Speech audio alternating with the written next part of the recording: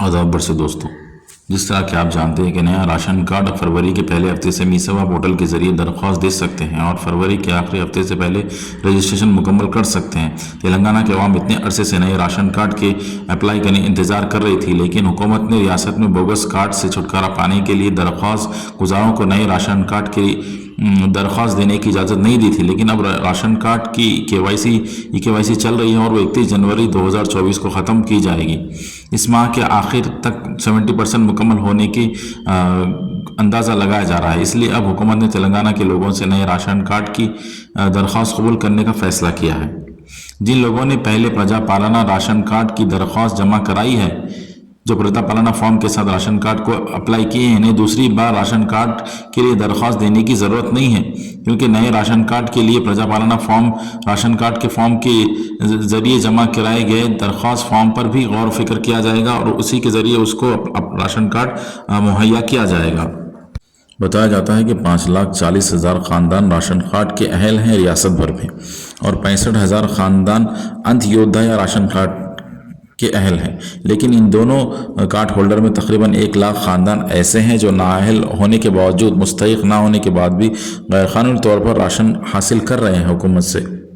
इसलिए बताया जाता है कि महकमा फूड सप्लाई और हुकूमत की तरफ से अब तमाम राशन कार्डों की यूनिट तस्दीक यानी यूनिट वेरिफिकेशन करने का मनसूबा बना रही है। जो लोग अपने राशन कार्ड अपना करना चाहते हैं उनको पहले अपने पुराने राशन कार्ड्स की केवाईसी कंप्लीट करनी होगी, उसके बाद वो नए राशन कार्ड के लिए अप्लाई कर सकते हैं। जो डॉक्यूमेंट की ज़रूरत पड़ सकती है वो है रेजिडेंस प्रूफ और आपकी एक फ़ोटो और कॉपी ऑफ आइडेंटिटी प्रूफ या आधार कार्ड या पैन कार्ड। इन डॉक्यूमेंट्स की ज़रूरत पड़ सकती है, इसलिए इनको रेडी करके रख लें।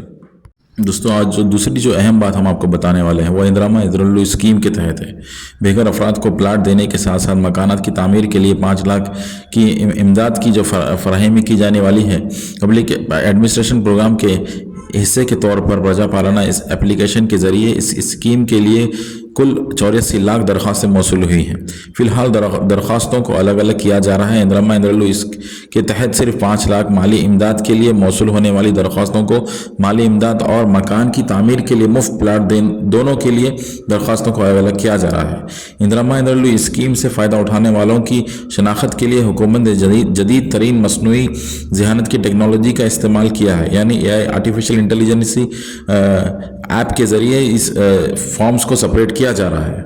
इस स्कीम में काबिल गौर बात वो है कि हर ख़ानदान में सिर्फ एक फ़र्द पर लागू होगी ये स्कीम और शादी के बाद मुश्तरक ख़ानदान से ताल्लुक़ रखने वालों पर लागू नहीं होगी। यानी सॉफ्टवेयर एप्लीकेशंस को फ़िल्टर करने के बाद अहल उम्मीदवारों की शनाख्त के लिए एक ग्राम सभा मुनक़्क़िद की जाएगी, जिसमें मुस्तफ़िद अफराद को बताया जाएगा कि किसका फॉर्म अप्रूव हुआ है और कौन इसके मुस्तफ़िद हैं। हुकूमत इंदिरा इजरुल्लू स्कीम के लिए मुंतखब किए जाने वाले इस्तेफ़ादा कुनिंदगान की तादाद और मुताल्लिक़ फ़ंड्स के बारे में रियासती काबीना के साथ बातचीत कर रही है और इरादा रखती है कि इसको जल्द से जल्द पूरा किया जाए। दूसरी जो तीसरी अहम बात जो आज हम आपको बताने वाले हैं वो है तेलंगाना की कल्याणमस्तु स्कीम। इस स्कीम के तहत लड़की के शादी के वक्त 1 लाख की माली इमदाद और 1 तोला सोना फराहम किए जाने की कांग्रेस ने अपनी इलेक्शन की कैंपेन में वादा किया था कि यहाँ पर 1 तोला सोना की ज़्यादती है, जो पहली हुकूमत ने सिर्फ कैश दे रहे थे, लेकिन ये हुकूमत इसमें 1 तोला सोना का इजाफा कर रही है। गरीबों के लिए तेलंगाना कल्याणमस्तु स्कीम का काम ज़ोरों शोर से जारी है। CM रेवंत रेड्डी ने अहदेदारों से कहा कि वो फ़ंड्स की तफसीली तखमिया फराहम करें जो कि कल्याणमस्तु स्कीम को फ़वाइद को पूरा करने के लिए दरकार है, जिससे हुकूमत को इस स्कीम की बजट की ज़रूरियात को हातमी शक्ल देने में मदद मिलेगी, जो कि ये इस स्कीम अक़लियती लोगों के लिए है, जिसे SC ST और BC माइनॉरिटीज़ वगैरह के लिए। तो हुकूमत तेलंगाना के लिए वादे के मुताबिक ज़मानत शुदा स्कीमों को मुमकिना इस्तेफ़ादा कुनिंदा की तादाद की निशानदी करने के लिए रेवंत रेड्डी CM ने अहदेदार को हिदायत दी है कि वो ज़ात की मरदमशुमारी शुरू करें और फलाही स्कीमों को पूरा करने के लिए दरकार फंड का तखमिया एस्टिमेशन पेश करें हुकूमत को। जैसा कि हम सब जानते हैं, कल्याणमस्तु स्कीम या शादी मुबारक स्कीम जो है कि SC ST और BC क्लास और माइनॉरिटीज़ के लिए मुकर्रर की गई। तो इसकी एलिजिबिलिटी है जी, किसको ये स्कीम से मुस्तफ़िद होंगे, कौन से लोग फ़ायदेमंद होंगे, उसकी भी गाइडलाइन जारी की गई है। तो सबसे पहले तो ये जो स्कीम है उन्हीं लोगों के लिए है जिसका ऊपर जिक्र किया गया कि SC ST या फिर BC माइनॉरिटीज़ के लिए। और दूसरी चीज़ जो बताई गई है वो ये है कि जो एज है लड़की की जो एज है वो 18 साल से कम ना हो और जो लड़के की एज है वो 21 साल से कम ना हो। और दूसरी चीज़ जो बताई गई है वो कि एप्लीकेंट की ये पहली शादी हो, यानी सेकंड मैरिज के लिए ये एप्लीकेबल ना होगा। और दूसरा, फैमिली मेम्बर्स में कोई भी टैक्स पेयर नहीं होना चाहिए। और दूसरा, फैमिली इनकम जो है वो 2 लाख से ज़्यादा ना हो, और ना ये शादी मुबारक स्कीम के लिए अहल ना होंगे।